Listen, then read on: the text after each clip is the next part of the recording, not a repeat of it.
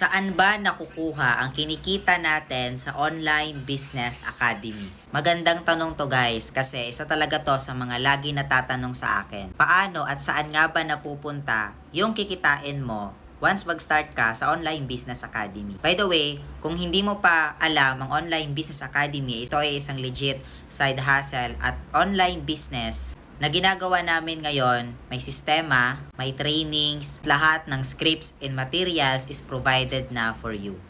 Once you do the task and kumita ka sa Online Business Academy, kikita mo yan at papasok lahat ng transactions doon sa tinatawag nating account ID. Papakita ko sa inyo yung itsura guys. Ngayon, paano naman i-withdraw yung income mo sa online account na yan? Diyan naman papasok yung tinatawag natin na Bibu Super App. Kung familiar ka na sa GCash, for sure, kayang-kaya mo din tong i-operate. Again, ipapakita ko lang ulit yung itsura. Etong Bibu Super App na sinasabi ko guys, isa siyang e-wallet. Saan, yung pera mo dyan is pwede mo nang ipambayad sa bills, pwede mo nang i-transfer sa bank, or ikaw na bahala. Basta pag nasa Bibu na yan, ibig sabihin, cash na yan.